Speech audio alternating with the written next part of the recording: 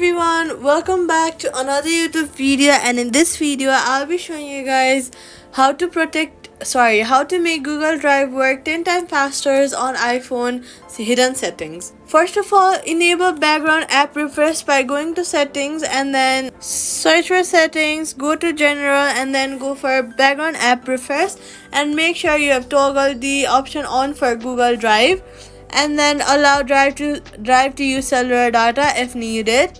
Then we're going to close unused app and free up space to prevent system throttling, and then update the app and use an optimized Wi-Fi network. Go to App Store, search for Drive, and then make sure your app is updated to the latest version for a smoother performance, and then make sure you are on a stable Wi-Fi to rule out network issues, and make sure you're using to rule out network issues. And safety tip: avoid using public hotspots for large upload unless you use VPN. Quick fix: use drive.google.com in Safari for faster browsing if the app is sluggish.